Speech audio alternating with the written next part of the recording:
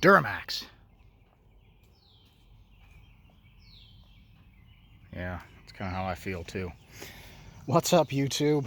Hey, it's been a while since my last video, and man, there's just been a lot going on here. Been busy with my day job. Busy here at home, and not a whole lot going on that would make for interesting YouTube videos. But thought I'd pop in here and make a quick video about something that happened to us here a couple of weekends ago. So this, of course, is my 97 F-350 7.3 Powerstroke 5-speed truck. And one of this thing's primary purposes is towing our camper.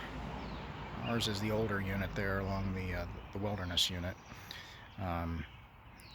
Trailer weighs about 7,000 pounds. It's not super heavy, but this truck does a great job pulling it. And what in the world? See that?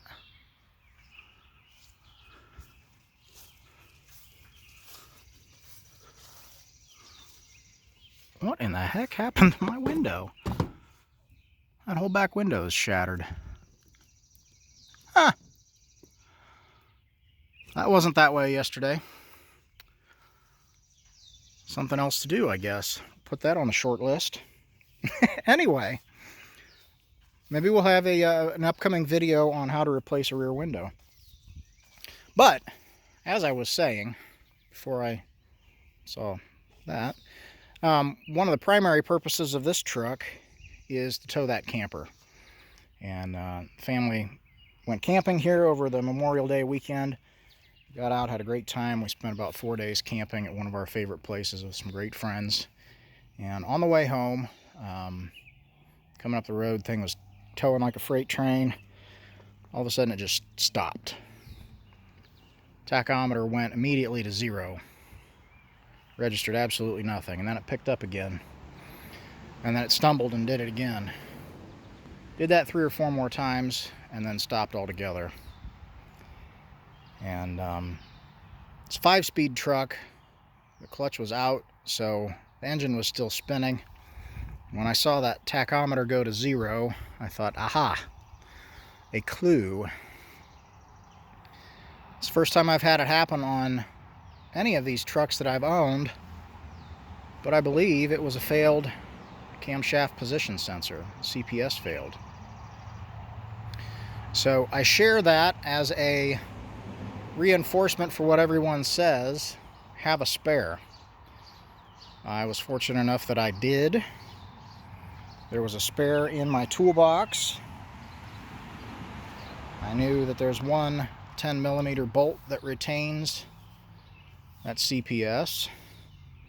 So I grabbed some tools, grabbed my spare sensor,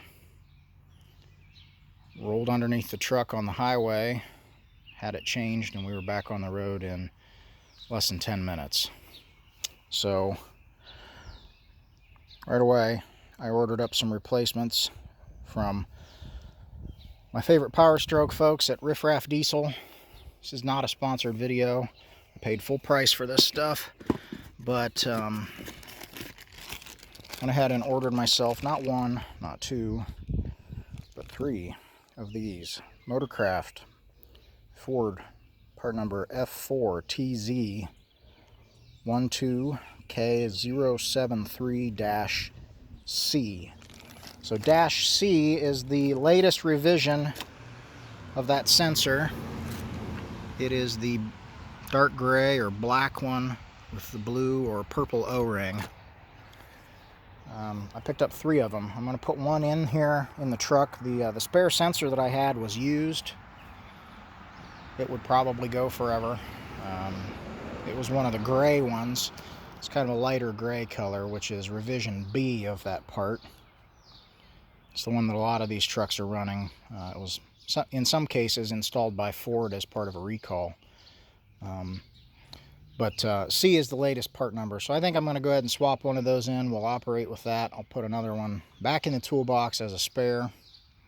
And then I bought a new one as well to put in the black truck, one we call Toothless. because my son's going to start driving that one here pretty soon. So want him to have a spare as well. We'll put a 10mm wrench in there, and if he ever gets stranded, we can figure it out from there. But thought I'd show you what's entailed in changing that. Roll down here on the ground, and right up in there you can see that rascal. So see if I can get it in position here so that I can point and you can see it at the same time. Right up there. Can't see it with my hand in the way. Do you see what looks like a timing pointer there? That's the retaining clip that holds that sensor in place. So right behind that tab, right in here, there's one 10mm bolt, and then you can kind of twist and pull and twist and pull and be gentle with that thing, but it should pull right out. Unplug it, swap in a new one, and you're good to go. Or at least I was.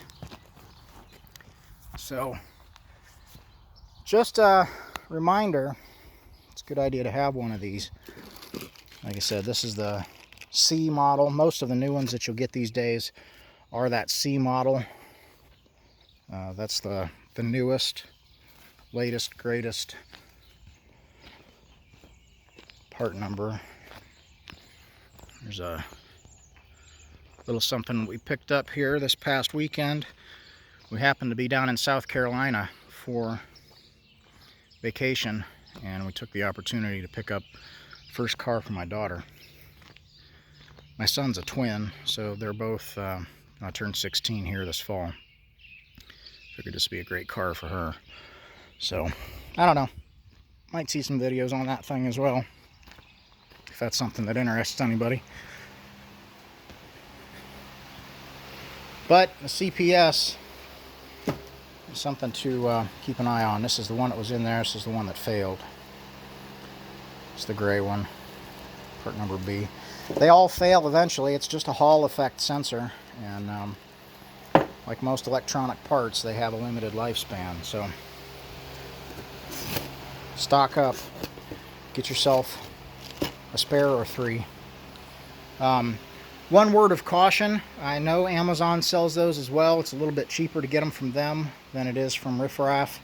I think I paid about 25 cents and change for each one of those from Riff Raff Diesel. Maybe it was 30, I don't know. But Amazon sells them for less than $23 with free shipping if you're a Prime member. I just don't trust Amazon after my experience with the glow plugs, counterfeit glow plugs that I got from them. I'm just not a big fan. So I'll post a link up here in the corner to that video as well. If you're interested in seeing more about the issues that we had with those glow plugs, feel free to click that video as well. That's it for now, guys. More to come as we get into some things that might be of more interest. Made a little progress here as well. Someday there hopes to be a garage right there, so we'll see when we get to that. Thanks for watching.